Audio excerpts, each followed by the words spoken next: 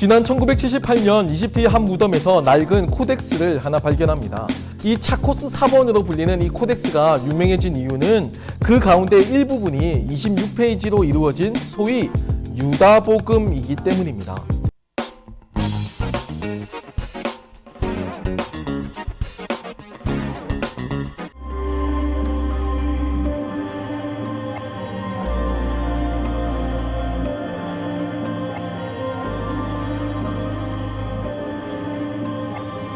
신곡은 저승세계 여행을 주제로 한 대표 서사시로 알려져 있습니다.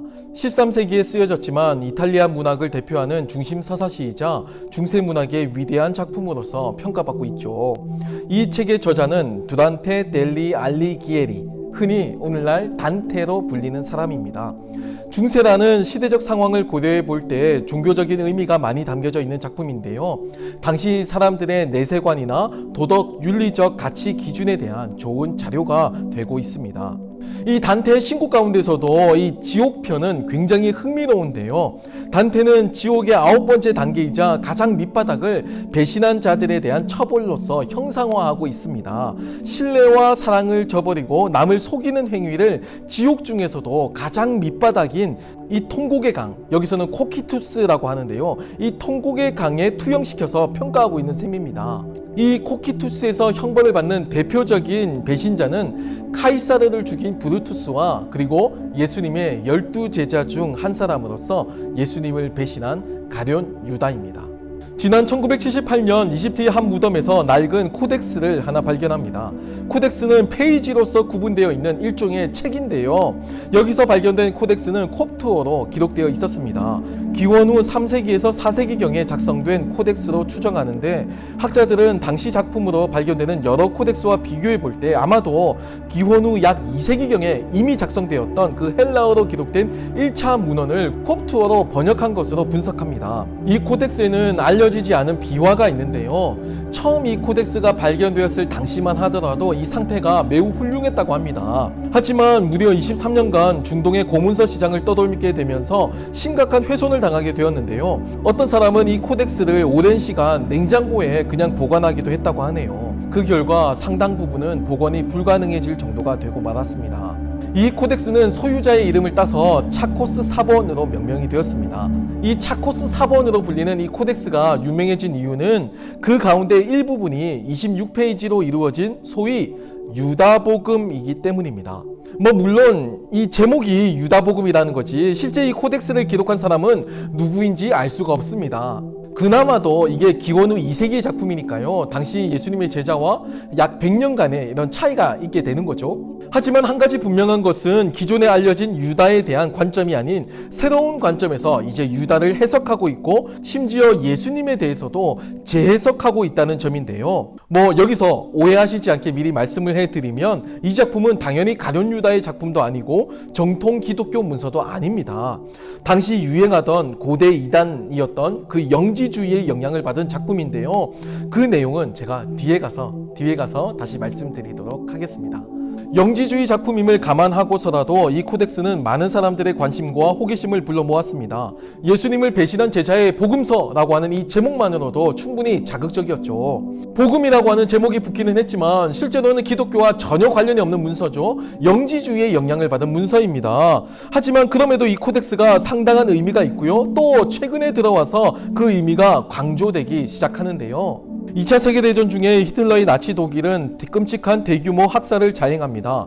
독일군 점령지 전반에 걸쳐서 계획적으로 유대인과 슬라브족, 동성애자와 장애인 등 약 1100만 명의 민간인과 전쟁포로를 학살합니다. 사망자 중에 유대인은 약 600만 명으로서 당시 유럽에 거주하고 있던 유대인 약 900만 명의 3분의 2에 해당할 정도였죠. 그리고 인류 역사상 가장 끔찍한 전쟁 범죄로 기록된 이 홀로코스트 이면에는 이 가룟 유다의 존재가 있었습니다. 단테의 신곡 이 지옥편에서 배신의 아이콘으로서 등장하는 이 유다는 당시 중세 유럽에서 이 유다에 대한 이미지를 그대로 보여주고 있습니다. 현재에도 스포츠나 비즈니스에서 이제 배신 행위를 하게 되면 그 사람을 가리켜서 유다라고 부르는 모습을 흔히 발견할 수 있잖아요. 2세기 히에라폴리스의 주교였던 이 파피아스의 글을 보면 이 2세기 당시의 가룟 유다에 대한 이해가 잘 반영되어 있습니다. 제가 한번 읽어드릴게요. 유다는 무시무시한 불신앙에 살아있는 표상이며 그는 제대로 걸을 수조차 없다. 그의 눈은 심하게 부어서 확인할 수조차 없으며 그의 성기는 흉측하고 수치스럽고 이를 통해서 온몸에 벌레와 고름들을 내보내기까지 한다. 네, 이렇게 배신자 가룟 유다에 대한 이미지는 이렇게 흉측하게 일그러진 표상으로 남게 되었고, 이는 곧 유대인들에 대한 혐오로 고스란히 이어지게 되었습니다. 예수님을 따르는 기독교 공동체가 유럽 사회에서 공인이 되고 또 국교의 위치까지 상승한 반면에 이제 예수님을 따르는 기독교를 출교했던 그 유대교 회당은 가룟 유다의 이미지만 남게 되었죠. 이를 통해서 뿌리 깊은 유대인 차별 그리고 유대인 혐오가 생겨나게 됩니다. 그런데 1978년 발견된 이 영지주의 문서인 유다복음은 기존에 가지고 있었던 이런 유다에 대한 이미지 대신에 전혀 새로운 관점으로 이 가룟 유다를 해석하고 있는데요. 여기서 이 유다는 예수님의 이 지상에서의 인물을 홀로 완벽하게 이해한 수제자로 등장하고 있습니다. 오히려 나머지 11제자들이 진정한 예수님의 모습을 모르는 무지한 제자들로서 그려지고 있죠. 영지주의는 히브리 성서, 즉 구약 성경을 무시하고 악이 존재하는 세상을 창조한 그 창조주 역시 악의 신이라고 생각하는 아주 독특한 세계관을 가지고 있습니다. 여기에 따르면 구약 성경에 등장하는 창조주는 곧 악의 신인 셈이죠. 이러한 암흑의 세상에서 유일한 가능성을 제시할 수 있는 부분은 믿음도 아니고 행위도 아닙니다. 오직 그노시스라고 불리는 비밀 지식에 달려있죠. 영지주의자들에게만 전해져 내려온다라고 하는 이 비밀스러운 지식은 오늘날에도 온갖 이단 사이비 종교 집단에서 비밀스러운 온갖 음모론의 원천이 되고 있기도 합니다. 유다복음에 따르면 예수님은 육체를 가지신 참 인간도 아니시고 그저 영적인 존재일 뿐으로 제시가 됩니다. 따라서 고통을 겪을 수도 없고요, 죽으실 수도 없고 부활도 하실 수 없으시게 되는 거죠. 영지주의는 예수님의 성육신과 십자가 고통과 죽음 그리고 심지어 부활도 인정하지 않습니다.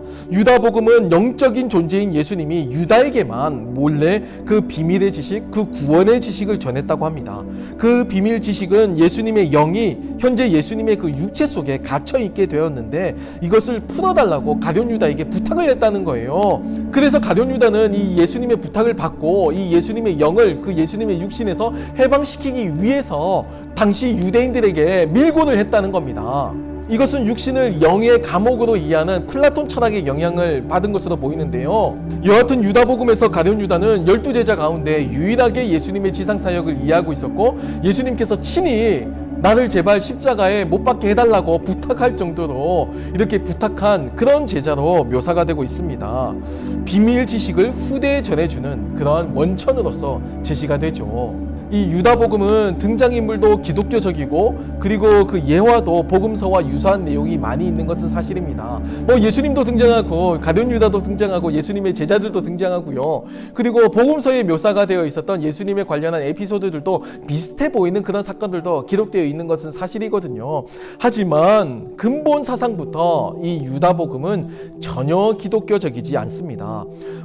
가장 첫 번째로 당연하겠지만 구약 성경을 인정하지 않고 특히 이 세상의 창조 과정을 하나의 신화로서 해석하고 이해하고 있는데요. 여기서 묘사되는 창조주는 우리가 아는 그 하나님이 아니시고 네브로라고 하는 아주 난폭한 조물주입니다. 그리고 이 네브로에게는 아주 어리석은 조수인 사클라스가 있는데 이 사클라스와 네브로가 함께 이 세상을 창조한 것으로 소개되고 있죠. 한마디로 이 눈에 보이는 물질적인 이 세상 자체가 이미 악하다라는 것을 전제로 하고 있는 그런 유다복음의 세계관입니다. 기독교는 하나님께서 이 세상을 창조하시고 보기에 참 좋았다라고 말씀하고 계시잖아요. 근본적으로 이 유다복음과 이 기독교의 세계관이 다르다라는 것을 아실 수 있으시겠죠? 교회학적으로만 보면 이 유다복음은 기독교에 전혀 도움이 되지 않는 쓸모없는 고대 문서에 불과합니다. 하지만 이 유다복음은 초기 기독교 당시에 존재했었던 그 여러 사상들, 여러 이단들, 분파들의 성격을 보여주는 아주 귀중한 자료로서 여겨지는데요. 특별히 유대인 혐오의 매개가 된 이 유다가 여기서는 전혀 다른 모습으로 등장하고 있다는 것도 굉장히 흥미롭다고 할 수가 있겠습니다. 오늘날에도 음모론은 사그러들지 않고 존재하고 있습니다. 자신들만이 가지고 있는 그 비밀스러운 지식이라고 하는 그 포맷은 이미 수천 년부터 이 영지주의가 우려내어서 사골이 된 그런 레파토리라고 할 수가 있죠. 사회의 무리를 일으키는 시한부 종말론이나 사이비 이단들도 이러한 영지주의의 세계관을 그대로 가지고 와서 그렇게 해석하고 있기도 합니다. 오늘날 우리의 관점에서는 이 유다복음을 그냥 흥미롭게 이제 접하게 되는데요. 이 유다복음의 내용은 전혀 기독교적이지 않다라는 것을 결론을 가지고, 다만 이 유다복음에서 묘사가 되어 있는 초기 기독교의 환경이나 아니면 가룟 유다에 대한 아주 흥미로운 해석 같은 경우는 그냥 재미있게 볼만하다, 이렇게 결론을 내리시면 좋을 것 같습니다. 지금까지 시청해 주셔서 감사합니다.